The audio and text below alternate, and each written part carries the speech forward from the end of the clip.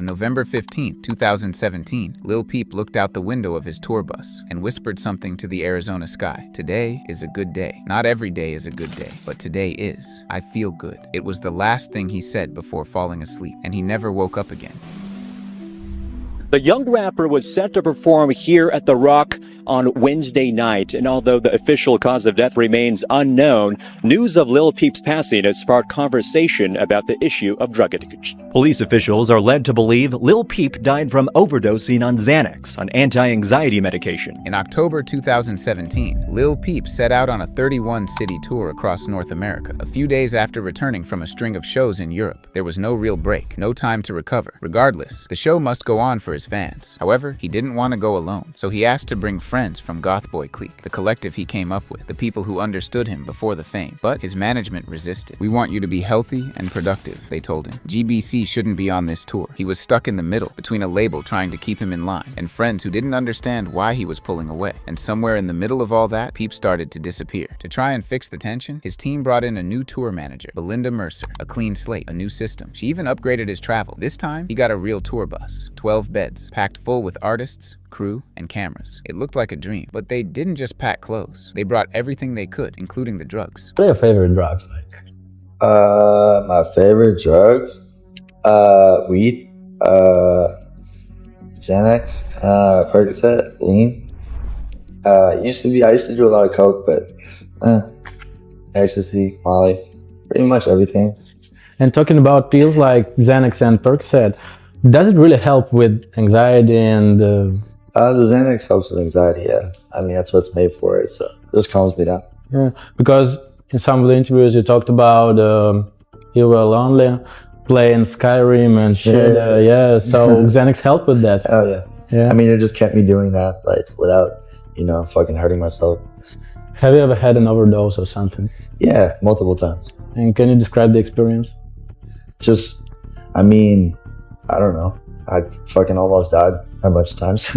At first, the shows went smoothly. Seattle, San Francisco, and Los Angeles. Peep was still showing up and still flashing his sad little smile. But soon after, everything changed. He stopped going outside. He stopped eating. He'd spend whole days sleeping on the bus and only got up to perform. The drug that followed him most on that tour was ketamine, a drug so powerful it made him forget where he was. Some nights, he was barely responsive. Friends said he looked like a ghost in his own body, and the ketamine wasn't hard to find. Several people claimed Peep was getting it directly from his new tour manager, a person hired to keep him grounded, might have been helping him sink. Belinda Mercer has since denied these allegations, and she's never told her side of the story. But what's certain is that Lil Peep was slipping deeper into something he couldn't climb out of, and everyone around him seemed to keep moving forward, as if this was normal. You know what? I have never had a bad trip. I have never had a bad trip because I'm just like so aware of the fact that I'm on whatever I'm on, that like there's almost like a sober me inside of the fucked up me, just being like, you're fine, bro. Like, and everyone else is freaking out around me, and I'm kind of like laughing at them. Like, I don't know, it's weird. I'm just good at controlling myself on that shit. I used to sell mushrooms too, so I would eat like way more than you should eat every day. I kind of replaced weed with mushrooms. On October 25th, the bus was stopped at the Canadian border. Agents searched the vehicle, and Belinda was pulled aside and detained. Peep texted his girlfriend that afternoon. "I've been at the Canadian border for 7 hours. I think they arrested my tour manager." The crew continued without her, but nothing was explained. She returned days later after paying a fine. Nobody ever said why. By November, approximately 1 month since the tour started, Lil Peep's health was in rapid decline. He looked pale and fragile. It was alleged that he called his mom that day to complain about the Tucson venue. However, he didn't know that would be the last time they ever spoke. He still showed up to perform that night, just like always. El Paso, I took 6 Xanax and I was lit. I'm good. I'm not sick. I'm gonna see y'all tonight. Before the show that night at around 3:30 p.m., Lil Peep got off the bus and greeted a few fans and took photos with them. He even seemed happy for once. 2 fans followed him back to the bus. They smoked in the lounge, and Peep, looking out the window, said softly, "Today is a good day." By 4:30 p.m., he moved to the couch and drifted into a deeper sleep and wouldn't wake up again. The fans told the crew, "He's knocked out in the back." No one was alarmed. At 5:30 p.m., Belinda checked on him, still asleep, still snoring. She tried again later. There was still no response. Even his friend Bexy made a joke video from the hallway. hallway. But while everyone laughed, Lil Peep was slowly dying behind that door. Apparently Peep's at the back of the bus doing press-ups, sit-ups, working on his six-pack, his muscles. I'm gonna see for myself. Oh. It wasn't until 8:53 p.m. that someone finally noticed. Peep's lips were blue and his body was cold, so they called 911. Hello? 911, what is the emergency? I need an ambulance. Okay, what's the address? I'm at The Rock. I'm at a venue called The Rock. All right, tell me what's going on there. I'm working with an artist and he's just completely out of it. He's cold, he's just knocked out. I don't know what he's faking, but he's completely out. Awake? He's not awake. We're trying to wake him up and he's not awake at all. Breathing normally. I'm not really, no. All right. We're getting the help set in now. I want you to get him flat on his back on the floor with nothing under his head. I'm on the phone to the ambulance now. I'm on the phone to the ambulance now, bro. Okay, are you next to him now? We're in the bus. Okay, can you get him just flat on the ground? We need to get him flat on the ground. If he is not breathing normally, we need to start CPR to keep the oxygen pumping through his blood. We need to get him flat on his back. We need to get him flat on his back. CPR now. If he is not We need to breathing get him flat on his back. we need to get him doing. We need to do On the CPR. floor. On the floor, yeah, on the floor.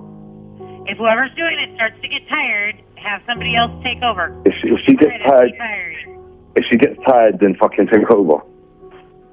But to stay on the phone. Is somebody on their way? They're already on their way. Lights and sirens. You They're on their way. Right there. They're not very far away. They pulled him to the floor and performed chest compressions until the ambulance arrived. But it was too late. There was no pulse, no breath, just silence. Lil Peep was pronounced dead inside his own tour bus. The venue was filled with confusion. They had no idea what had just happened. Listen, I came onto the bus, and the first thing I always do is check on Peep. Went straight to the back of the bus. Everybody's on the bus now, at the front.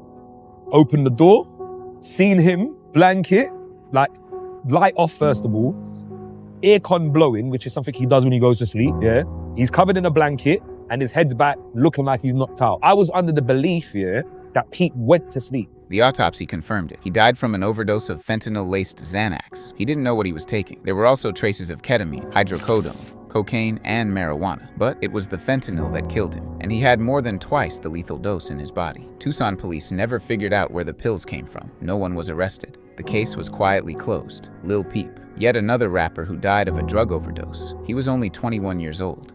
When I wake up in the morning,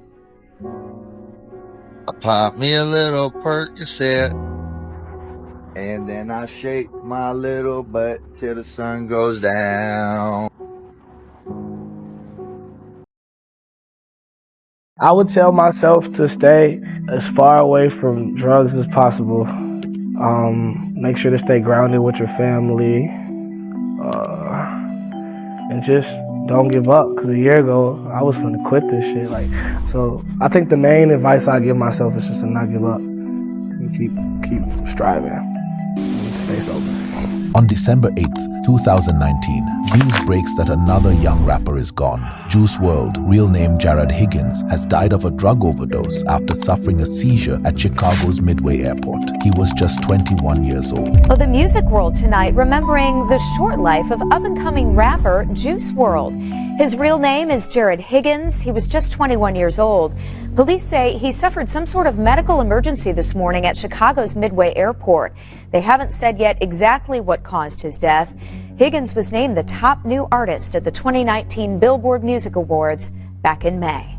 For many, it was another tragic story in a genre too familiar with death. But for those who listened closely to his lyrics and watched his interviews, they knew Juice had been telling us everything about his struggles with drug addiction. If you need some help, I gotta admit myself. I'm on these drugs, feel like I can't save myself. Sometimes I want to take myself, break myself, so I can reshape myself.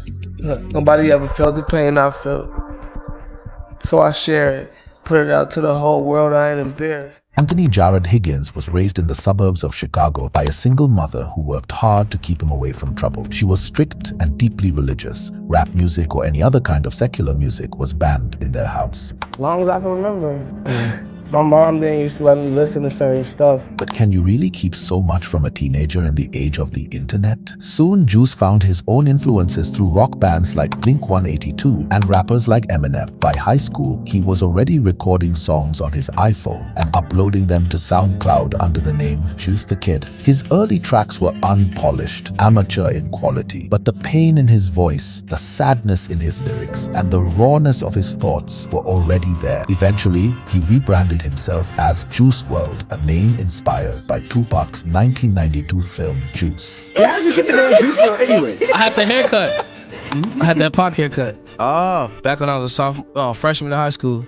And then I was obsessed with that movie. With the deep part. Yeah. I was obsessed with that movie too. Juice movie, yeah. In 2018, his life changed. Juice WRLD became famous after releasing Lucid Dreams, a sad but catchy song about heartbreak. It used a sample from Sting's old song, Shape of My Heart, and quickly became a hit. That one track didn't just make him a star, it made him the voice of a new generation that was open about pain and emotions. But as the money and success came in, so did his addiction problems, because more money meant easier access to harder and dangerous drugs. It's like a fine line between having an influence and like letting the drugs like do you instead of you getting the drugs. Cause it's so easy to get overconsumed and shit. I mean, I kind of lucked out because I did know the fine line between like, you know, just taking something to come up with some ideas or getting the vibe versus that being lifestyle. It's a balance to the shit.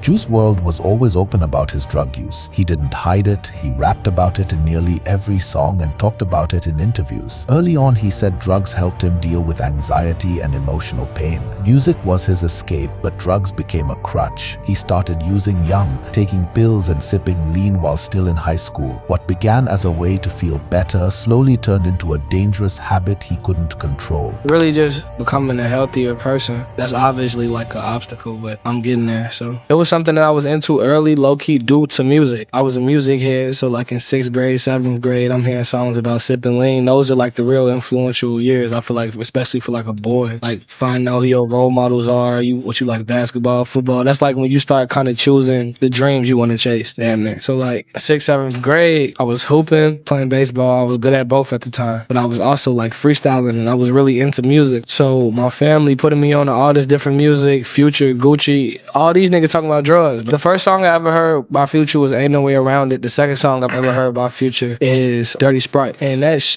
had me wanting to sip lean at like 11, 12 years old, bro. I didn't know if that was what I was really finna be doing. After Mac Miller's death in 2018, Juice WRLD made a public promise to get clean. He said he didn't want to end up another statistic, but addiction doesn't care about promises. I went through like 3 Mac Miller phases. You know, he was one of the main artists I was listening to. Man, I mean, that shit kind of fucked my head up. Yes.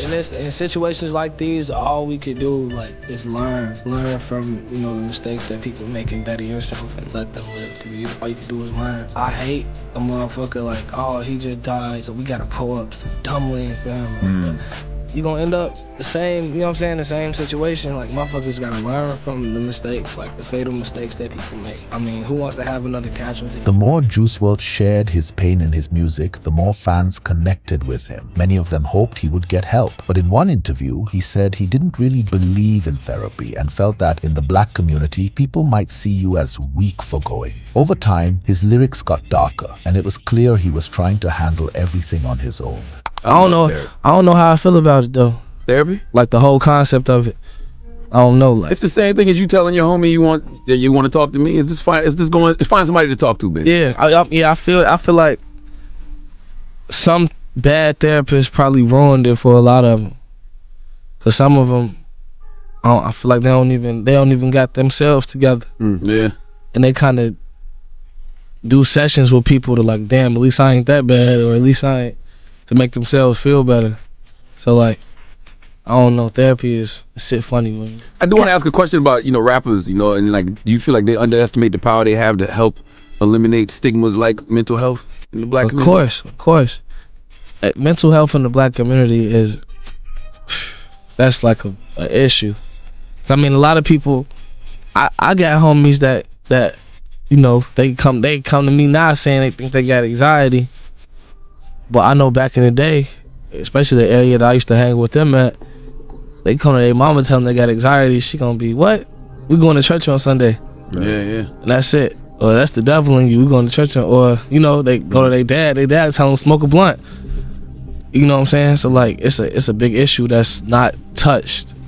And that's kind of just sitting there, and people damn near afraid to talk about it and all type of shit. On December 8th, 2019, Juice WRLD and his entourage board a private jet headed for Chicago's Midway Airport. According to multiple reports, there were 10 people on board, including his longtime girlfriend. As the plane landed, federal agents were waiting. Authorities had been tipped off that there were firearms and drugs on board. During the search, Juice WRLD reportedly swallowed multiple pills in an attempt to hide them. Moments later, he collapsed. He started shaking on the floor, and a federal agent administered Narcan, an emergency treatment for opioid overdoses. Juice briefly regained consciousness, but it was too late. He was rushed to the hospital, where he was pronounced dead. New details now on the sudden death of rapper Juice WRLD. Police saying drugs, guns, and prescription codeine were all found on the 21-year-old's plane just moments before his medical emergency. Alex Perez is at Chicago Midway Airport with more. Good morning, Alex. Hey, good morning, Robin. This all unfolded at the part of the airport where private planes land. We now know officials were working from a tip when they met the plane. This morning, we're learning more about the night rapper Juice WRLD died just a short time after his private jet landed at Chicago's Midway Airport. We now know investigators working on a tip had actually met the aircraft to search it for firearms. Law enforcement, along with the police dog, discovering in the luggage 6 prescription bottles of suspected liquid codeine, 3 guns, and 41 bags of marijuana reportedly weighing 70 pounds. TMZ obtaining this image of what they claim is the luggage. As investigators searched the plane, the 21-year-old rapper, whose real name was Jared Higgins, began to have a medical emergency, seizures. Yeah, 9 minutes inside the Atlantic Airport. They got a guy seizuring in here. According to TMZ, the rapper may have ingested several painkillers in an attempt to hide them from authorities. Authorities telling us they administered 2 doses of Narcan, a drug which can counteract an overdose, before Higgins was rushed from the airport to a hospital where he later died. The Cook County medical examiner ruled the death an accidental overdose of oxycodone and codeine. No, but I love all my fans. I love all my supporters. I can't say that and stress that and express that enough. Y'all help me through the shit I go through. I deal with anxiety and depression and all that shit. Just because you got money don't mean that shit don't solve nothing. Money is the answer to certain problems, but it is not the answer to those type of problems. For anybody going through anything that they're going through, know that I go through the same shit. Money has not changed that. Like I said, I am still the same mother. Money has not changed that. But y'all help me through my issues, and I hope that my music helps y'all through y'all issues and everything that you may go through.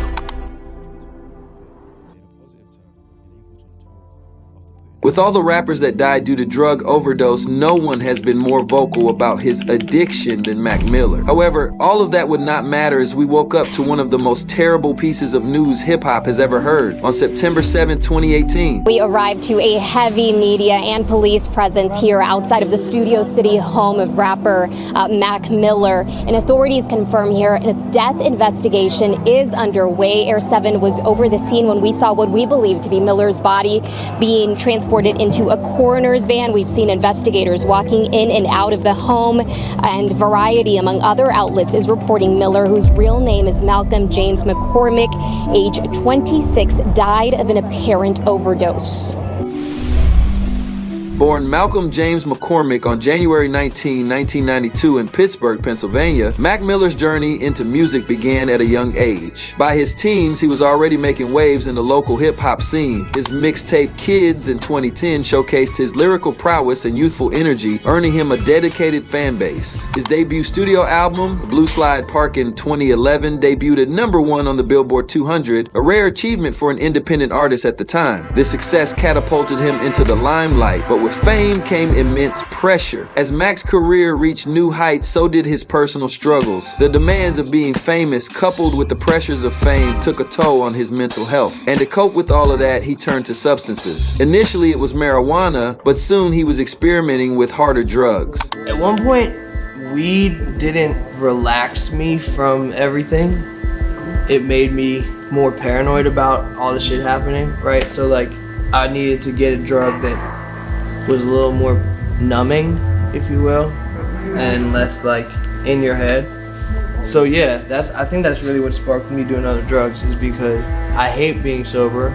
I wanted a drug to do. Nah, this is too much though. This is the pure. What? No. It's not that I'm shit. saying that's how it cares. You're not listening to me. No, I know. This is not even the one that you think is it. This is the one that's it. That's really it. What? More than activist? Listen to me. I'm your brother.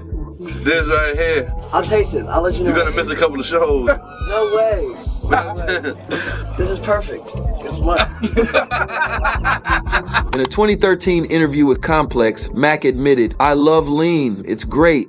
I was not happy, and I was on lean very heavy. I was so messed up all the time it was bad. My friends couldn't even look at me the same. I was lost." His mixtape, Faces, in 2014 delved deep into his mental health, with tracks like Grand Finale hinting at suicidal thoughts. He later revealed that he believed Grand Finale was supposed to be the last song he made on Earth. Mac Miller's openness about his struggles was evident in various interviews. In a revealing conversation with Larry King, he discussed the pressures of fame and its impact on his mental health. He candidly shared how the sudden spotlight contributed to his depression and substance use. There were darker times for you, right? Your last tape, Faces, right? Yeah. Did you have a problem in life? I had a drug problem, you know, for a long time. It wasn't just in music, but I definitely was going through a drug problem, and I think it was more my state of mind. I was just pretty depressed, as everyone. Even while successful? Yeah, I think it started. With success? Yeah. How do you explain that to yourself? You're struggling, you're not depressed. Right. You're successful, you're depressed. You know, it's funny because you talk to people and they say, you know, what do you have to be depressed about? You have money and da da da da. I think what was, you know, I'm 18, 19 years old, going through this for the first time, doing it very differently. And I think what is usually just that moment in someone's life where they're trying to figure out who they are and what their identity is, it just gets magnified, you know, and it becomes a bigger thing because fame is tricky because you read what's said about you, then you know what you know to be true, and the lines start to blur. I asked the great actor Richard Dreyfuss, who went through it once, why he was, and he says, he don't know. Yeah, Can't answer it. It was hard to put my finger on it, you know, because you want to put your finger on it too, though. How would you know? Yeah. Yeah, but you just, you know, I just went through a long period where it was, you know, I didn't wake up very happy. Mac Miller's lyrics often reflected his personal experiences. In a memorable interview with Nardwuar, he recounted a childhood incident where he and a friend were robbed while smoking marijuana for the first time. This story highlighted how early encounters with drugs and crime influenced his worldview and subsequently his music. The first time you did weed, did you get robbed? Yeah, I did get. How'd you know that? Okay. Yeah, I did, man. It was a fucked up situation. Not actually like robbed, but I was in 5th grade, you know, and I was getting high, fucking thought I was James Bond and shit, and started running around the basement. And then the kid that I was getting high with, his older brother came down and was like, "How old are you?" And I was like 10, but I'm gonna be 11 in a month. And that wasn't enough for him. And so he put me in a chokehold real quick and took my weed. And then I was out, you know, that was the last time I smoked with that dude. In 2016, Mac released a documentary titled Stop Making Excuses, where he opened up about his addiction. He made several attempts to get clean, achieving periods of sobriety. By October 2016, he had been sober for 3 months, noting his improved mood and creativity. However, by April of 2017, he relapsed again. I'd rather be the corny white rapper than the drugged out mess who can't even get out of his house. Overdosing is just not cool. There's no legendary romance. You don't go down in history because you overdosed. You just die. On May 17, 2018, Mac was arrested for driving under the influence after crashing his car and fleeing the scene. This incident, coupled with his recent breakup with singer Ariana Grande, painted a picture of a man in turmoil. Look, here's the bottom line. You can't help who you fall in love with. Period. Right. And there is territory which comes along. You have to make a decision. Am I going to commit to this relationship regardless of the stress that it might cause on me or on others? And you had to make that decision. But was it stressful? Life is stressful. Do you know what I mean? So of course there were stressful times. Look, it's not that unique. You know, like I was in love with somebody. We were together for 2 years. We worked through good times, bad times, stress, and everything else. And then it came to an end, and we both moved on. And it's that simple, you know? And like, I haven't been on the internet, so, you know, people have assumed that I'm, you know, like, are you okay? Is everything okay? Like, why did you drop off Lion? Because I was about to drop an album, and also, like, I don't know, it just all seemed kind of like unimportant. Do you know, like the need to show people I was okay? Like, what is that? Where does that come from? Why do we have this need to use social media and internet? Like, the whole thing is a little strange, but it's not negative. It's just a part of something that's gonna continue to help make me who I am. You know, like it's all positive energy. You know, like I am happy for her and moving forward with her life, just as I'm sure she is with me. Despite these challenges, Mac channeled his emotions into his 5th studio album, Swimming, in 2018. The album showcased his growth, with introspective tracks that touched on self-love, resilience, and the quest for inner peace. So when all the press happened, right, with the breakup and the DUI, and which we'll get to.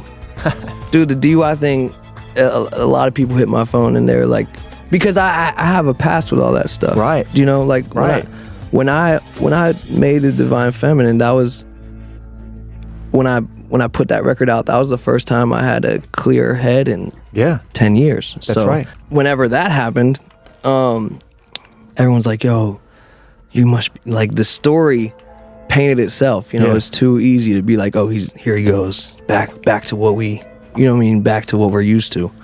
What did happen? You ever feel like invincible? You know what I mean? Like, you're just... I mean, maybe I could count on one, but like, with 2 fingers how many times you gotta understand is that I lived a certain life for 10 years and faced almost no real consequence at all. I had no version of the story that didn't end up with me being fine. Yeah, I made a stupid mistake. I'm a human being. Like, drove home drunk, but it was the best thing that could have happened. Best thing that could have happened. I needed that. I needed to run into that light pole and literally, like, have the whole thing stop. But those things are important, you know, and you get the urge and the itch to tell people, don't worry, I'm okay. Don't worry, I'm okay. Because, you know, like, I have people that care about me and fans that love my music, and it's a beautiful relationship with them, of people who have been with me through being a 19-year-old wide-eyed kid to being a self-destructive, depressed drug user. On September 7, 2018, Mac Miller was found unresponsive in his San Fernando Valley home. He was pronounced dead at the scene. The autopsy revealed he died from an accidental overdose involving fentanyl, cocaine, and alcohol. Investigations revealed that 2 days prior, Mac had purchased counterfeit oxycodone pills laced with fentanyl. 3 individuals were arrested in connection with his death. Mac Miller's untimely death sent shockwaves through the music industry and his fan base.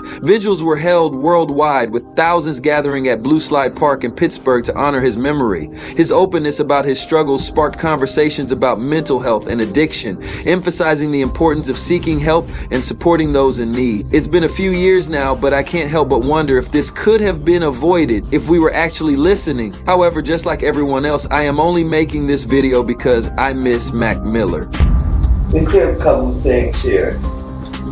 There's been a lot of talk about me being on drugs. Look at me, do I look like I'm on drugs to you? Not on drugs. Drugs are on me. All right.